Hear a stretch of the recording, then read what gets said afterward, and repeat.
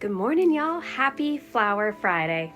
I didn't come up with that, but someone left that comment and I was like, ooh, that's a good name for all these gardening vlogs. So I guess I have kind of an eclectic of different days that I've been working on my garden because I only really get a couple hours per day. But it started on Mother's Day. Ooh, I ordered my first sun hat off of Amazon. It's really cute and really grandma, and I can't wait to show you. It has not arrived yet, but before we get into that, I'll show you what I did on Mother's Day and the past couple weekends. So this was Mother's Day. Stefan and I went to a nursery together. This one is called Sunset Nursery, and I'm such a dummy. The whole time that I thought I was filming, I was not filming, and I'm so stupid. I was still on the hunt for the pink black-eyed Susans, and I thought maybe they'd have the seeds. They did not, but they said we could order them, so I ordered them, and then we left. Oh, and then Stefan bought me this little hummingbird feeder. Isn't it cute? It was definitely overpriced, but yeah, I cleaned it out really good, and then I put my sugar water out, and I haven't had a single bird friend come for a drink, which really hurt my feelings. Speaking of sugary drinks, here's our tea recommendation for the week. We are doing some English tea, and then we are pairing it with this Trader Joe's maple espresso black tea. It's delicious. As always, I say sweeten it up with a little bit of stevia, because without the sweetener, this drink is going to be really bitter. And then I also recommend some half and half or even some heavy whipping cream. Oh, delicious.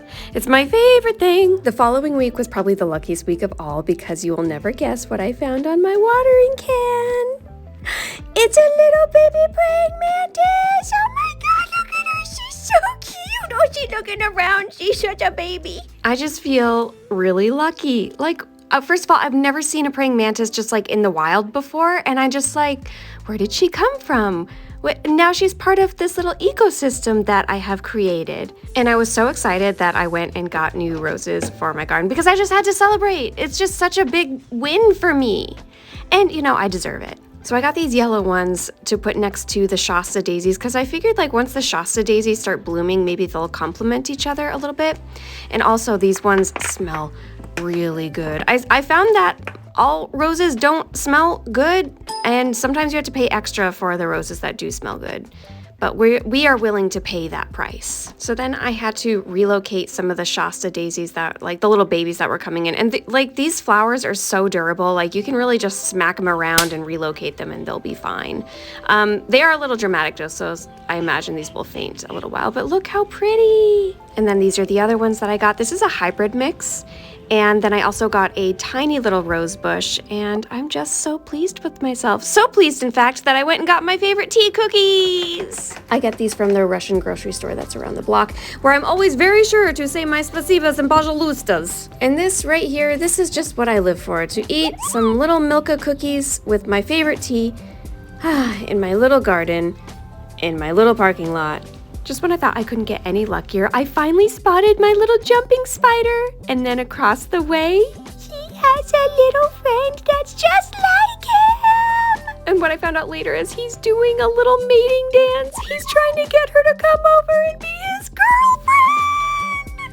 I think they're really shy because I have not seen either of them since this moment, and I feel so lucky for having seen it. The following week we had June gloom, so I took the opportunity to do this morning glory activity where I'm going to relocate these morning glories that are stuck in my Shasta daisies and get them to grow up some lattice in the corner. But oh my God, so morning glories, like I love them. They're so pretty, but they're a little wild, and like they can easily choke out other plants if they're growing in the wrong place. So they, you know, here they were growing in the wrong place, so I had to unwind them from all these Shasta daisies.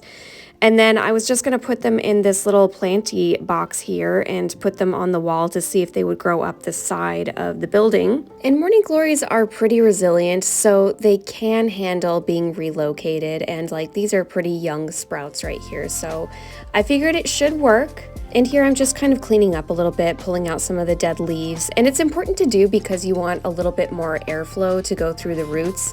It just helps the plant stay healthy and to breathe, and it also helps our little bug friends move around and not get stuck or trapped. So the transplant went pretty well. I just had to really take my time with this because morning glories are kind of like spaghetti, you know what I mean? But their roots are pretty shallow at this point, so I just kind of like had to work my way through.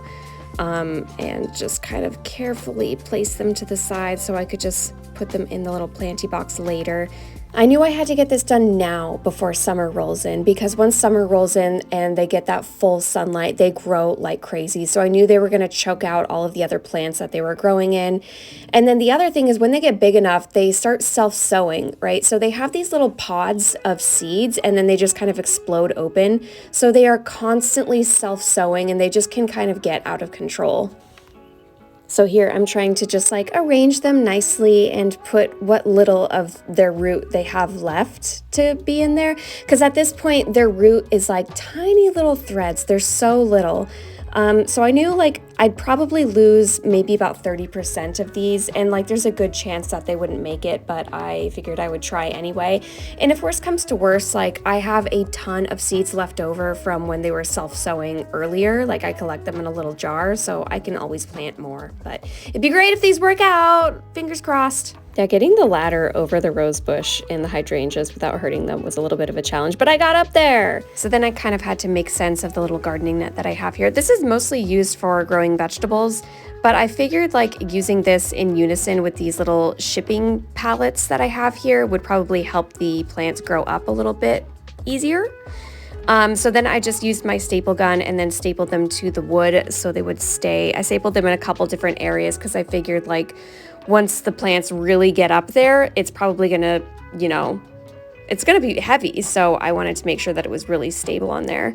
And then I took the remainder of the net and then I kind of like, my neighbor has this is his garage. So he has like a couple little hooks up there.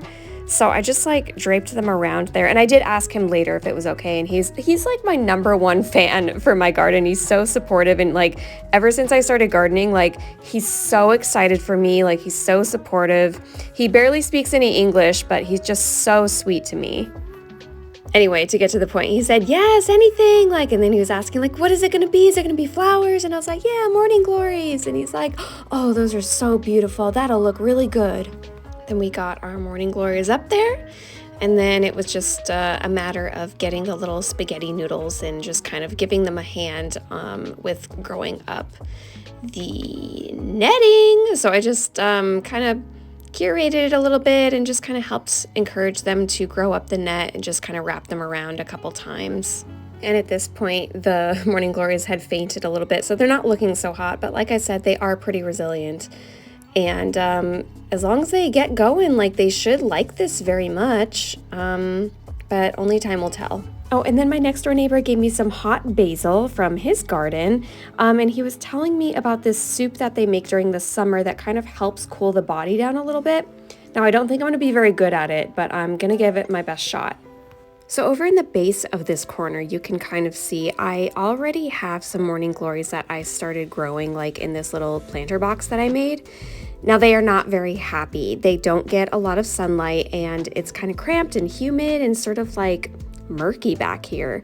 But I did kind of like untangle them a little bit and try to help them grow up the netting a little bit, because I think that's one of the problems that they were having is the shipping pallets were just like a little too high and too sparse for them to grab onto. So maybe this will help get them going. I'm gonna be honest, I don't really have too much faith. Like these are not prime growing conditions for morning glories, but they're technically like, they grow like a weed. So we will just have to wait and see. And my luck was never ending because my gardening hat came in. And it's the best thing I've ever purchased. And look, there's a little hole, a ponytail hole in the back. And just look at me. Look at me. I am just so cute. I'm like Kristen Stewart from Twilight for some reason. And I'm just the best gardener in the entire world.